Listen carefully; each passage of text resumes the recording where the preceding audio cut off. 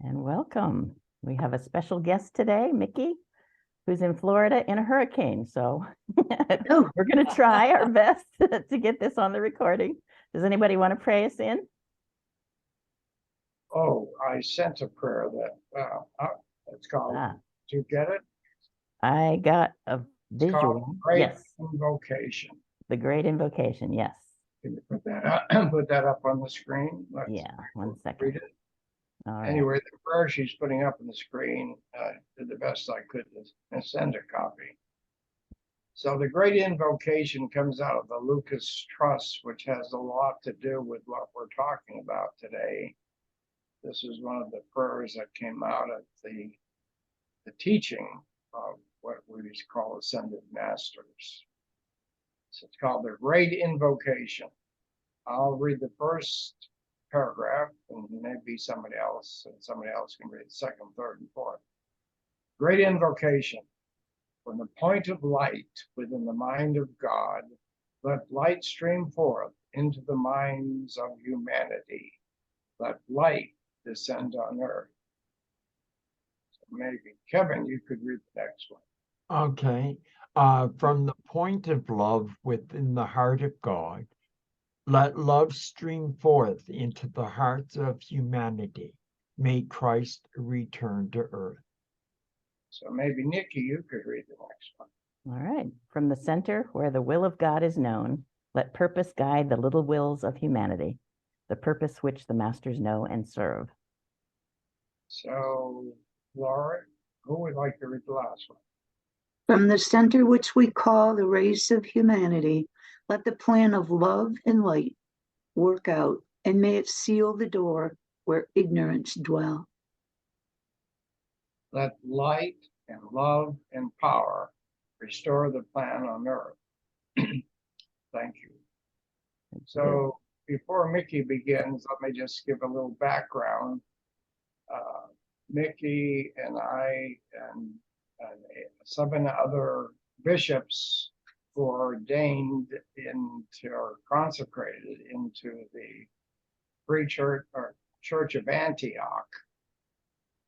We came together and established the Free Church of Antioch, which came out of Bishop Warren Waters, who was quite a spiritual teacher, who ordained or consecrated each one of us because of he felt that we need to be free of dogma. We need to be free to speak from our hearts and from our intuitive knowing. And so we need to follow the God or guides within ourselves to perform our ministry. So we established then the Free Church of Antioch. And this is during the period of which I got to know Mickey. And so I invited her, since she's so well versed in this ancient wisdom, to celebrate what she knows with us. So thank you, Mickey. Thank you. Thank you, Charlie. Hey, want to talk now? Yep. Yep. Okay. So on the brotherhood, as students of life and of the more hidden things, sometimes called the cult, which surround us, which are unperceived at first, and then seem to become commonplace in our lives. We seek the great teachers, and he or she who is called the master of our life. These great beings are also known as the ascended masters, as they previously lived on this or one similar realm of reality and transformed themselves into a species of individuality we cannot comprehend. How did they do this? We ask. Extreme study, a fluke of nature, an alchemical abstraction, prolonged suffering, incredible means of purification. How does one take the next step out of our world of livingness and into another dimension of life? This is neither a quick step nor the proclaimed strange and mystical journey to a different level of reality. It is an eternal pattern of growth. As the student progresses on the path of their life's intention, he or she grows in fathoms of content. Many of the great ones relate this process in simplistic terms of gardening, natural surroundings, weaving on the loom of life, a journey, a path, carpentry, or other everyday events. This is because as they speak to the residents of this plane, they are speaking to the children of the cosmos. The stories of Arjuna and Krishna, the Vedas, the tales of Shiva and his consort and family, all speak to the purification of our species via physical and mental exercises and practices. The 108 beads on Shiva's necklace, or the 108 beads on Buddha's mala beads, or the 54 beads on the Catholic rosary, give one pause to reflect on concentration, meditation, breath control, and to center one's thoughts on the Holy One of one's heart. The Buddha taught the Noble Eightfold Path to the higher dimensions and eventually nirvana. The contexts of which we know within his teachings were particularly instructive as to the suffering of mankind's experiences on this planet and how to overcome these difficulties and errors of choice that are found in the psyche of humanity. His secret teachings and initiations, however, were only available to those who adhered to these beginning steps and then traveled on beyond them. The ancient Kabbalah speaks to the 10 spheres, pointing to the mental modifications to be examined by the student, attempting to change his or her physical, emotional, and mental frequencies into a higher soul vibrational range. Its basis is pointed toward the psychological development of the human subject. Advanced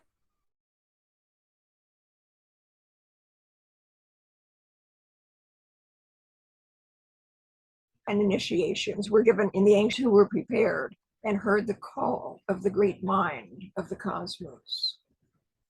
Many of the parables of Jesus the Christ were about the planting of seeds, the harvesting of grain, the growth of the lilies of the field, the sharing of oil,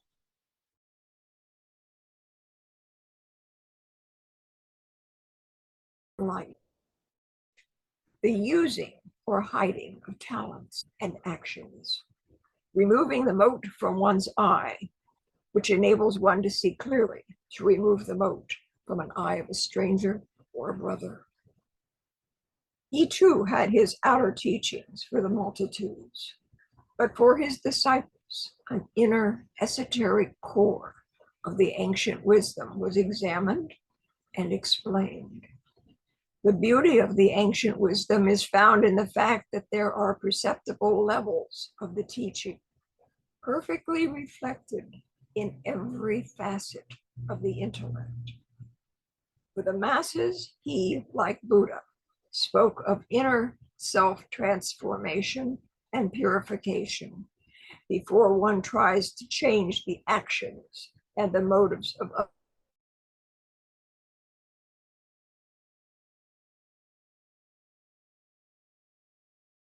Outer world. You will notice the human race was continuing through the course of these teachings and various methods used by the teachers of the hierarchy to instruct the students.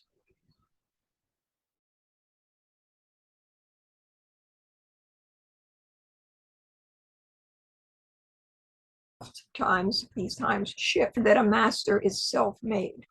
God implants the original seed in the cosmic heart of the Great Mother, substance. Humanity refers to the divine feminine being as Mary, Maya, Isis, and 1,000 other names. The secret doctrine speaks of the man plants, for the root is eternal.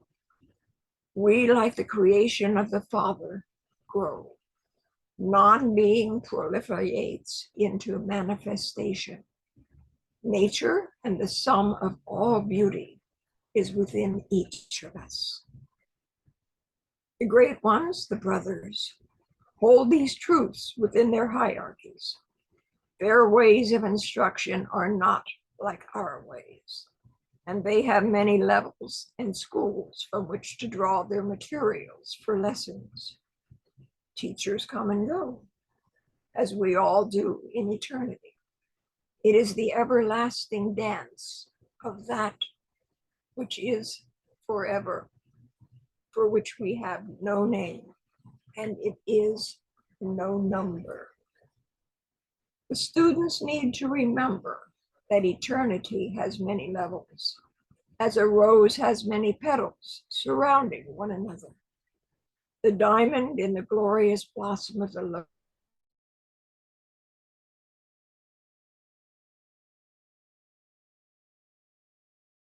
exemplifies this. None of other levels is real. Our only reality is based on the structures of this three-dimensional, four if you count time, plane of our illusory perceptions. Each plane has its own beauties and dangers. Our own is very visible to us here on this earth. To speak of the ascended masters and their day-to-day existence would be impossible for this mere mortal. Their mastery comes from inner conscious evolution, a beingness we cannot fathom, and not merely outer instruction.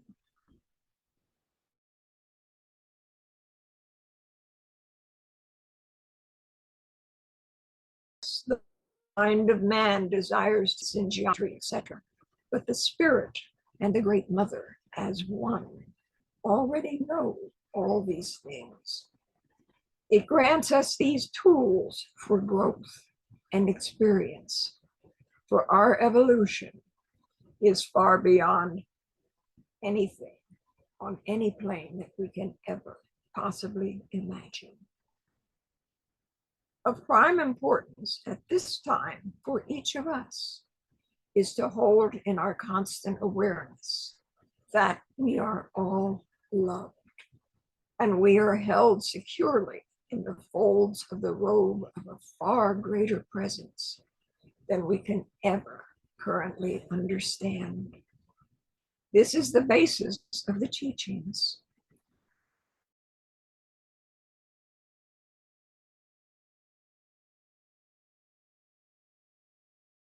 In the swaddling cloth, within the main heart, all of our mind, all of our soul, and to love our neighbors as ourselves is the greatest service we can render the brothers. They do not judge us. They love and guide. It seems at times we are our own judge, jury, and executioner, as our choices and karma stipulate. This universe and the great brothers watch over us as a teacher watches the children on the playground at recess. Attention and instruction is given, but is it received? The games all have their rules, but do we understand the boundaries and the laws? Thus we learn, and thus they, the great brothers, in love, in oneness, and in joy, teach. Yeah, that's the end of it, guys. I'm sorry that some of it got disrupted. I marked my paper here, the parts that didn't come through.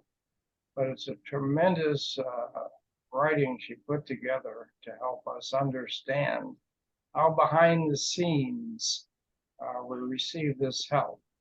Some people are aware of help from the angelic realm, and this is help from the master realm, and they're not just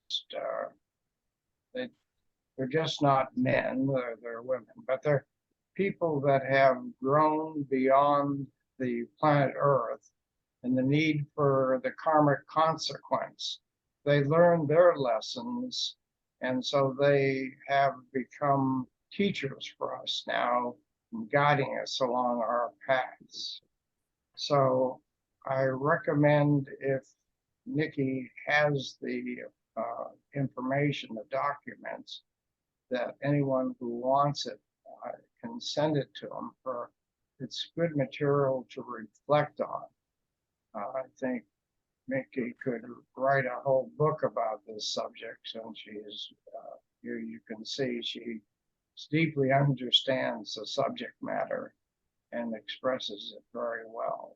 Thank you for being here. Oh, thank you. I don't seem to have that attachment. Charlie, can you share it in the chat here? Can I share it? Yeah. I might have it. Let me see if I have it to share it. Hang on. See if I got that somewhere.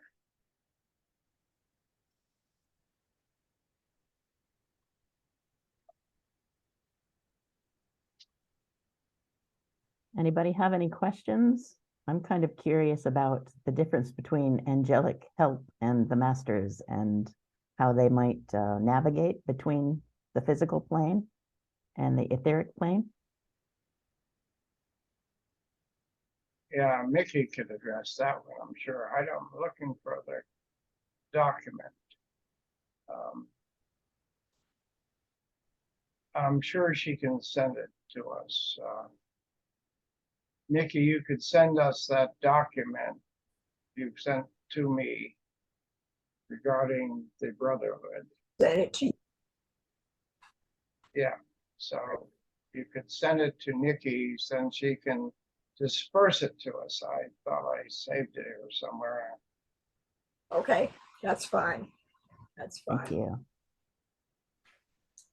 So repeat your question, if you would, Nikki.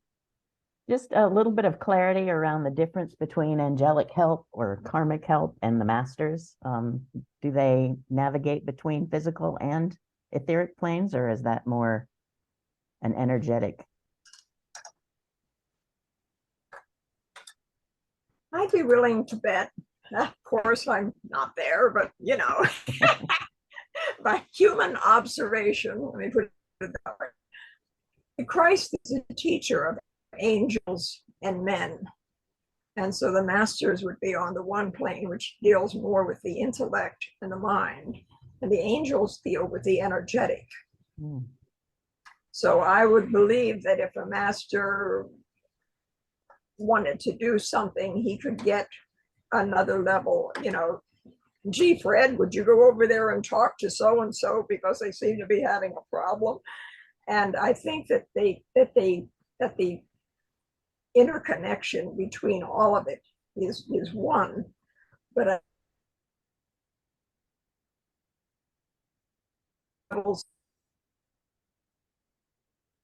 energy, and the energy flows, able to get it, and then maybe a day later or 2 days later, poof, there's the answer. So I think it takes them that long to get through our aura into our head because it's instantaneous with them on the other side.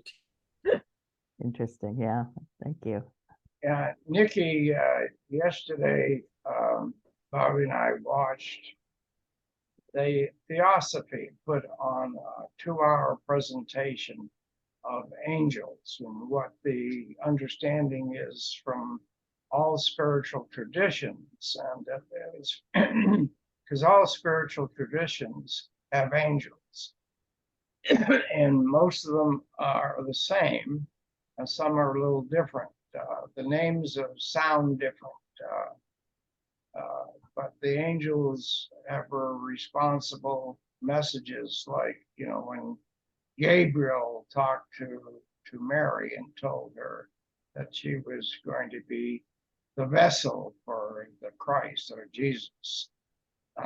That same archangel was the one that gave the message to Muhammad to write down certain information that he wanted to have people understand.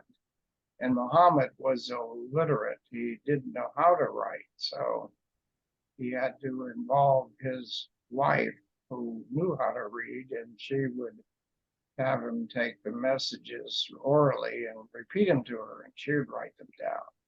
So throughout the millennium, in all cultures, whether they're Far East or ancient East or Near East or anywhere, the angels have played a role, significant role. And what she was also saying was that the angels, the difference between the angels and the ascended masters is the angels have not had a human experience, where the masters have all had human experiences as far as we know. And so that's where they learn the transcendence or ascendance, like Jesus' ascension we talk about in Christianity. So all these masters have ascended to a place beyond the karmic consequences that we're experiencing in our life. And of course, the value of Mickey was saying in some of her writings, the laws, the karmic consequences of our choices, we don't escape from. So we need to learn from that. And that's most of us, that's how we wake up, because we end up having suffering that we don't understand. And we often project our suffering onto someone else or something else, right? So we don't often take responsibility for creating our own suffering. So part of the enlightenment process is to become increasingly more aware of what we're doing that causes suffering. And I think it's easy for most of us to understand that our harsh and negative judgments against others impact our health, whether it's emotional, mental, or physical. And so when our health starts breaking down, we need to look at our judgments and ultimately learn to forgive ourselves and others for the judgments we're making. So the ascended masters have been all through that, like the Buddha. And the one master that's very influential in our Madonna Interfaith community is often overlooked, and that's Saint Germain. And if you know anything about Saint Germain, he was called the Wonder Man of Europe. And he's been around forever and seems ageless. And people that have known him at a previous age were surprised when they'd show up, 50 years later at some principality or something, and he didn't age. Some people say that he was seen seated at the development of the Constitution of the United States, that he was there. What you need to know is that the book Brothers of the Grape, that the mystical character in that book that we have is really Saint Germain. And you can see his whole purpose in that book. He created the fraternal order of the Brothers of the Grape, and it came out of the Sorbonne University in Paris. And coincidentally, I spent a week right out front of the Sorbonne when I was about 20 years of age. Didn't know that fraternal order ever existed. But when he started that fraternal order called Brothers of the Grape, the the brothers of the fraternity thought, this was a social fraternity, wine drinking, having a good time. No, it was a fraternal order committed to peace. And sure enough, if you've read the book, you'll know that the brothers at the Sorbonne University came from different countries like Greece and Germany and Italy, etc. And now World War II breaks out. And guess what? They all go back to their own countries and don their own uniforms, and they can be brought into conflict with one another. But the real story behind Brothers of the Grape is the transformation of some of the main characters, the enlightenment process that the aha creates. And there's a beautiful love story within it too. And ultimately, I shared this book with a friend of mine I played tennis with from Greece. And he said, "Oh my God," the hairs went up on his arm when he read it. He said, "That describes my uncle. That describes so-and-so." It boggled my mind because the author, Arnold Michael, never been to Europe in his life. So how does he write up stories so intimate knowledge about these countries, about these beings? You have to wonder about that. Well, anyway, eventually what happens at the end, the main character ends up calling on his brothers to come to Greece. I mean, his German officer brothers, his Italian brothers, whatever, come to Greece and help us save the Jews from going to be trained into Auschwitz or some of the other camps. So it's a beautiful story and should not be overlooked. And the other ascended master that obviously, because of the other book Arnold wrote, Blessed Among Women, yes, Mother Mary as the divine feminine representative on earth that housed the child Jesus in her beautiful web of womb of love. It takes a womb of love to bring in an ascended being that won't be tarnished or by an enlightened being, brought into a family that nurtures and loves one another. And so it isn't just that Mary is part of our ministry or guidance system. It's the whole family. If you read the book, you'll understand that the ascended master Joseph, who was Jesus' father, was an enlightened Persian prince, and you'll find out a lot more about that if you reread the book. And also, of course, you've got Jesus as a wonderful example of, so it's a whole caboodle that is engaged in the backdrop of what we call the Madonna Interfaith Ministry or the Madonna Ministry. So we're very privileged in having that kind of energy field that assists us in our work. That's all I need to say right now. Any questions? Thank you. That was wonderful. Yes. Anybody So else? as you can see that I've given up my artwork and set up my office as a meditation room. And I've, in my art, made a couple of my dollars, which is all about spiritual understanding, the lotus or whatever. Some people that understand geometry much better than I do can see the divine messages in the geometric shapes. And then I have on my altar some very precious semi-stones that, like, from Egypt, they have that blue stone in Egypt, which is the oldest healing stone that's known to humanity. Lapis lazuli, thank you. And this morning I'm going to be picking up from a friend who has a yard full of rose quartz rocks, not just little ones, but this size. Her whole yard's full of them. And somehow she was celebrating her 99th birthday this year.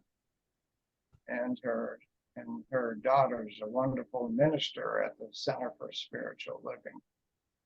But anyway, so the precious gems throughout all creation has the Spirit of God within it, right? And so as we become more spiritually aware, then we begin to understand, and when we can see that God is in us, as we realize the beauty of all that, then we begin to see it in all creation, in any form, in any expression. And that's the beauty of spiritual awakening, spiritual awareness. Because the world would teach us to live differently, right? To steal, to be greedy, to be glutton, to hold on to our possessions. And one of the ascended masters that I just had the opportunity to meet at Mount Shasta through one of my new friends is a master called CVV, which I knew nothing about. So I started reading about him, and I said, he was the least likely looking ascended master. I would object to having him in my house, for God's sakes. And when I looked into his character, he was so much like me, I couldn't believe it. Oh my word. The mirrors in our lives. Yeah. So anyway, I invite you all to look into what we're calling ascended masters. Theosophy writes a lot about them. A lot of this teaching came out of the 1800s from Madame Blavatsky of Russia. And she's the one that reawakened us to understanding that there are angels that are supporting us. There are God energies expressing through ascended masters. So she awoken humanity back up to that because it was kind of buried deep. And then next century along came Alice Bailey, and Alice Bailey began to bring forth the messages from the master Tibetan. Some of us probably have had lives that were influenced by the Tibetan. Anyway, the Tibetan's teachings who were transcribed by Alice Bailey, and some of them were put into these little blue booklets that I've enjoyed learning from over the years. And some of it has become into what's it, Bobby, what's it called? Psychosynthesis. Yes. Is Jolie. Yeah, it's a spiritual, psychological, practical teaching. And I've met some of the practitioners of that. And so the blue books teach the fundamentals of that. And like the words that we said this morning on the great invocation, there are some of those prayers that came out of that. And there's prayers called the discipleship. And I think if you read some of this material that comes out of this stuff, you'll be astounded and may be able to use it in your spiritual development, as it has helped me along the path. And the Meditation Mount in Ojai is another place that promulgates this information. Probably get some from them. The Theosophical Society, you can look find them online and find out some of the prayers and teachings that come out of that. It may help your ministry. Charlie, the psychosynthesis was started by Roberto Assagioli, and he is actually one of the disciples that is listed in the Tibetan's books when they talk about discipleship in the New Age, Volume 1 and Volume 2. He is one of them that was in there. That was his job. His job also was to start.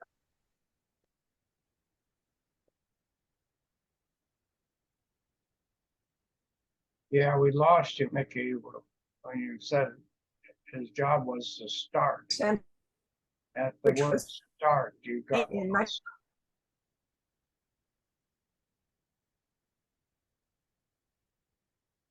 Well, unfortunately, you're freezing. You're full of wonderful. Florence Green, and she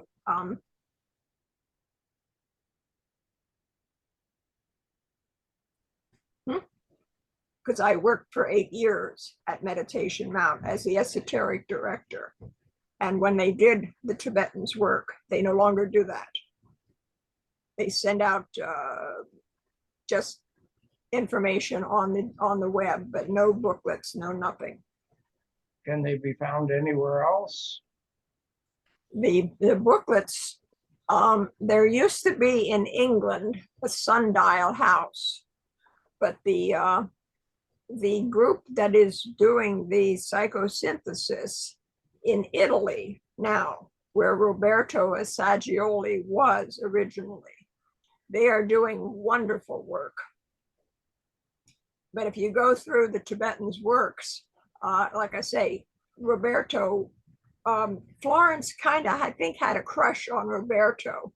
He came to Alice Bailey's center in New York City, and he said he needed a disciple or someone to help him open a center in America, because he had Sundial House in England, he had one in Germany, he had one in Italy. And he was trying to get this information out by booklets. And Florence took the ball and ran with it. And she is the one that acquired the money and so on and started Meditation Mount in 75. Later on in the late 1900s to 2000 or so, another group came in to quote from the Mount, unquote, as board of directors. They actually pulled a lot of the money out of the Mount, and they've been having financial difficulties ever since. But the basic work of the Tibetan is no longer going out of the Mount. But I would look for it in Alice Bailey's work in the Lucius Trust in New York, or in the Sundial House in England. Yeah, thank you. Yeah, it is really worth investigating. And yes. I'm going to see if I can ever reclaim those blue books. They're wonderful. And I did have one of the Assagioli's teachers come to our home. Bobby, what was her name? She was a psychologist, a marriage and family counselor that lived in Pasadena. And she devoted a lot of her life to teaching about forgiveness. Alice, that wasn't Alice Pittman. Who was it? I've forgotten her name right now, but that doesn't matter. What matters is it's a great teaching, and for people that use it and incorporate it into their work, really can help more people. And the one thing I remember about her when I first met her was that a woman who had been troubled, complaining about headaches and a lot of other problems. No one listened to her. She saw many doctors. Her family just thought she was just being neurotic. But she heard about wherever this lady is. She went to her house, and as soon as she got to the lady's front door, the lady looked at her, and she was given the gift now to look inside the lady's head and saw that she had a tumor. And she said, "Lady, you got to get immediately to the emergency hospital and have that worked on."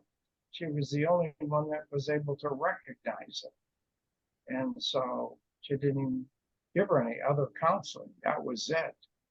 But because of anyone devoted to spiritual teaching and understanding and practice, then eventually what happens are our minds and our hearts open more and more, so we're more receptive to the possibilities of helping people beyond the ordinary.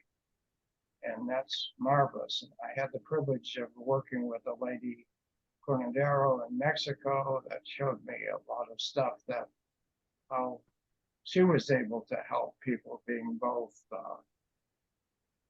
she could hear things and she could see things that the ordinary eye could not see. And so she learned to use those gifts in a very constructive way.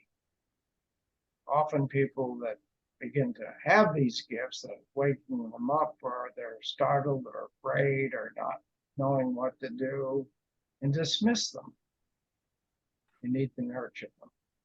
You need to go to somebody that has some similar experience that can counsel you and move you through it so that you can be a beneficial presence to the world, and to the planet, and to others. Charlie, a lot of people that have near-death experiences come back with gifts like that, different healing gifts, and they attribute it to their experience of having gone to the other side and come back. Exactly. So they also demonstrate the eternality of life. And so many people in the American culture, our cultures, don't believe in the eternality of life. They're missing the boat. And you certainly can't convince anybody that doesn't want to learn. Yeah, I'd love to hear from Paula on your divine communication, what you experienced.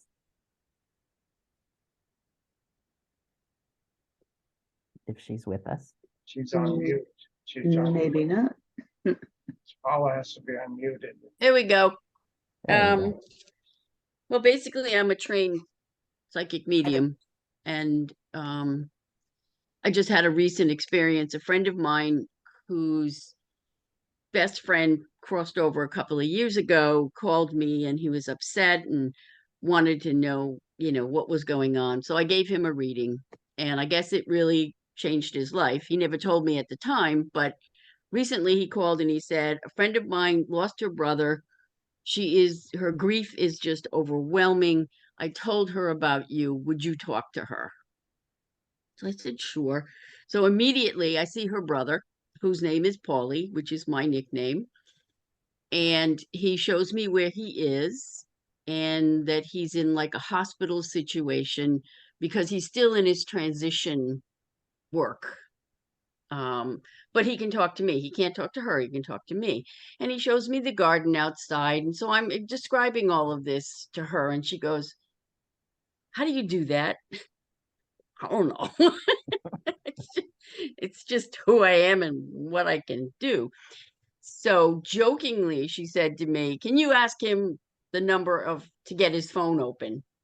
And immediately 4 numbers came to me. And she said, oh my God, that's our old telephone number. Unfortunately, it's too late to use it because AT&T shut down his phone. But I was able to help her with her grief by telling her that he would be with her always and that she could learn to talk to him herself. And I suggested she find a mediumship teacher. And but all my career as a geriatric nurse, obviously as a geriatric nurse, my patients die, and the angel of death was always there, and he became my good friend. And eventually I could see him, not just feel him.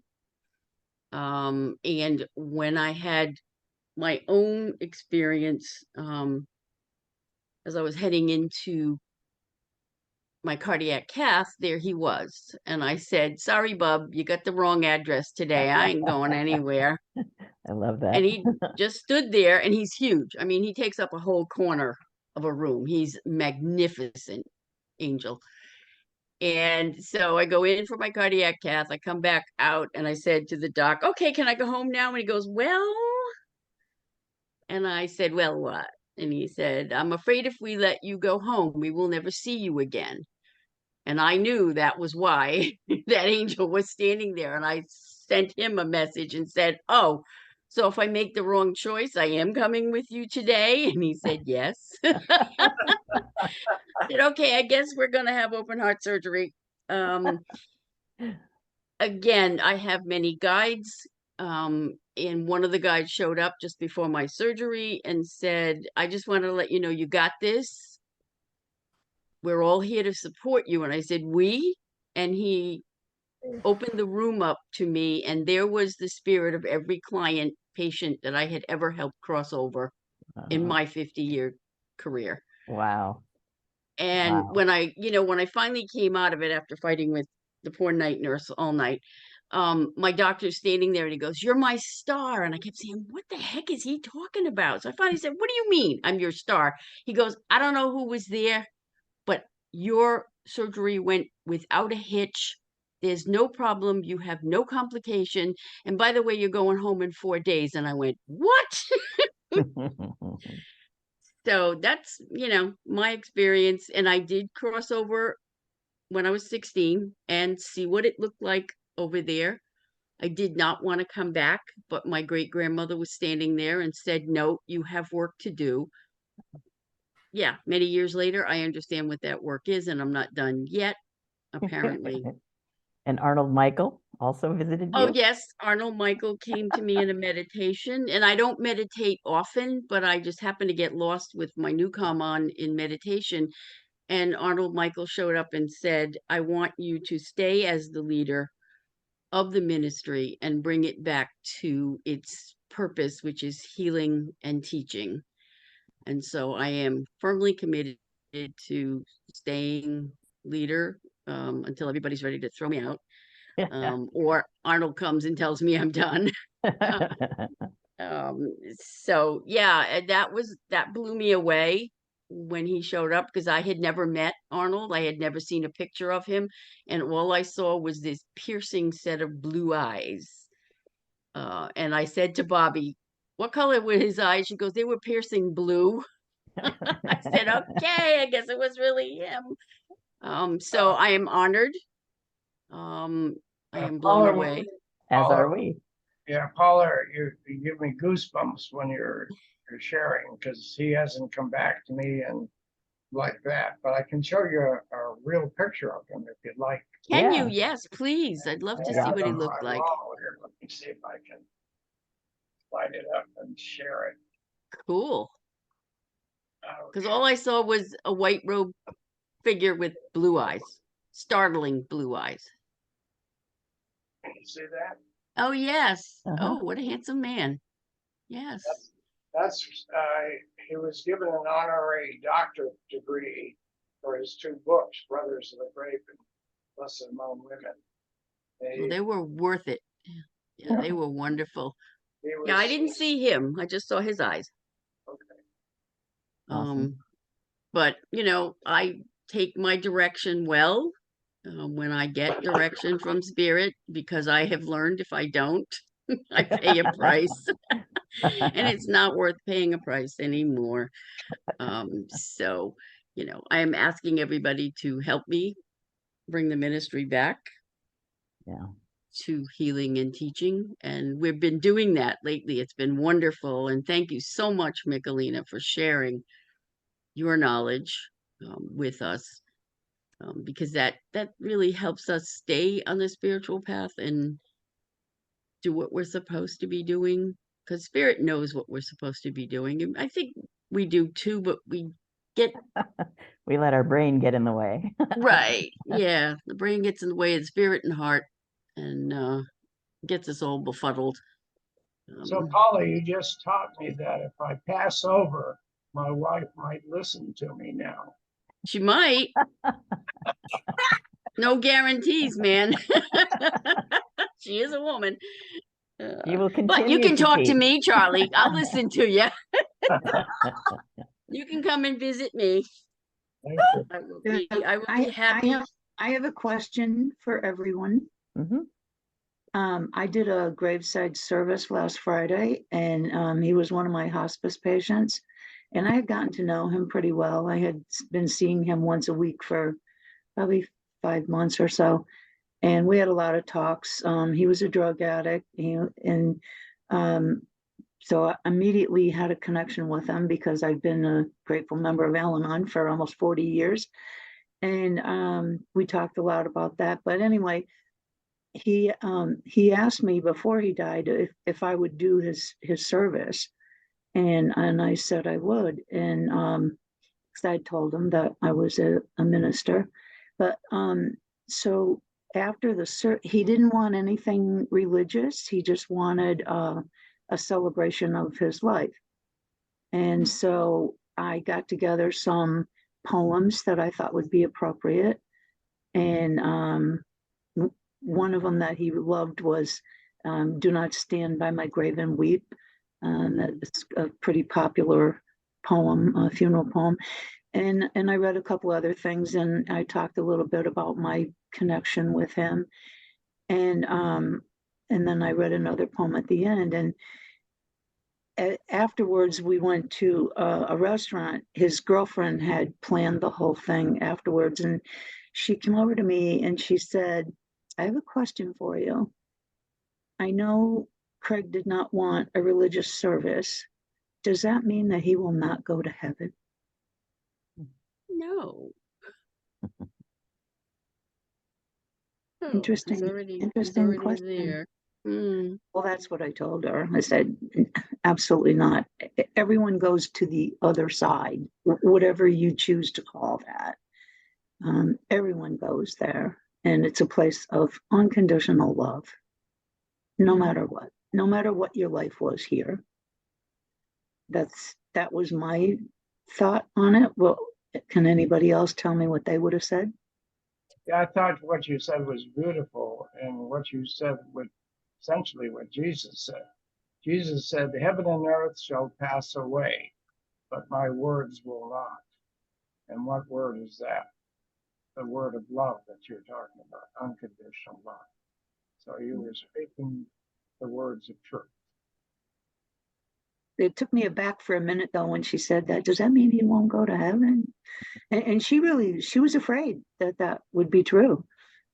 I'm like, no, no, no, no. He's already there. Don't worry about it. Well, That I was, love that was, oh, sorry. Go ahead, Kevin, you go. One, the one thing about funerals is funerals are not for the dead, they're for the living. Right, And Yes. that's what she needed to hear. right. She needed to hear that reassurance because she's been ingrained with all those years that you're going to hell automatically. That's why it's always good to throw in a few messages for the survivors, in keeping with the deceased views and wishes, but also to in the process of your talking, reassure anyone that's in the room that because we're doing it differently does not mean he's going to heaven, because our services are for the living and not for the dead. And I always used to, people would say, "Oh, I don't need a funeral." No, but your survivors do. Exactly. And that's what we always have to remember. And I, years of experience have taught me this.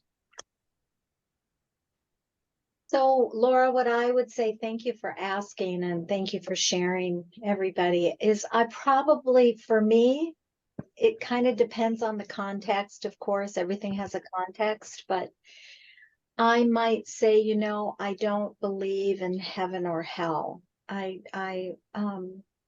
When I think of how much I love my children, I know Divine Source loves them at least that much. So I don't have a fear of the afterlife or something which is based in my personal belief. And I think, as has been said, you were there, and maybe you were inspired to share exactly what you shared in that moment. Yeah, You weren't there accidentally. no. Right.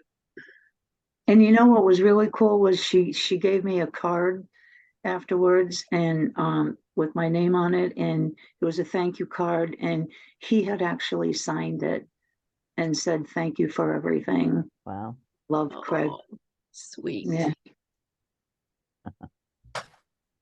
And Sally B, you brought up a question last week that I ruminated on. It was fascinating. You brought up the subject, I think you come from talk about perceptions. Is that right? You're talking about perception? You, Hi, Charlie. Sorry, I had a hard time hearing you. I brought up I think I probably spoke about perspective. oh, perspective. That's what I was thinking of. Thank you. You brought up perspective. And if you can hear me now, can you hear me? It's okay. There's a little bit of an echo, but I can hear what you're saying. I hear your words. Yeah. What came to me is perspective is more of a mental picture. It's a way of looking at the world through our mental pictures, or imagination, you could say. Yeah. Well, I call that the archetype of the magician. And the magician has the ability to fly high above a situation, if that might be the perspective, to see it from all kinds of different perspectives, and to transform a situation by changing perspective. And what I had talked about was attitudinal healing. And the attitudinal healing is not about perception or what you're talking about, which is a more mental approach. Attitudinal healing is more about emotion. It's more about the emotional intelligence within us. So they're just two different approaches to healing. Well, the origin of the word attitude means perspective. That's why when I always go to the origin of a word. For me, that just feels really powerful to go, what is its real, how did it come into the world? What's the intention of the word? So attitude, when you look it up, synonyms are perspective. It's how you look at something. That's what attitude is how you look at it. So they're actually closer in original. What is it called? Etymology? Etymology, yes. Epistemology. Yeah, my wife loves to look up words and the meanings, and she's always going to Google and finding out the answer. All right. So we are at the end of our hour. Any closing thoughts? And what do we want to talk about next week? Yeah, who wants to talk about something next week? Anybody? Well, if you think of something, sure. I would love to co-teach or facilitate with B if she's open, but I have no idea what. We'll create it from.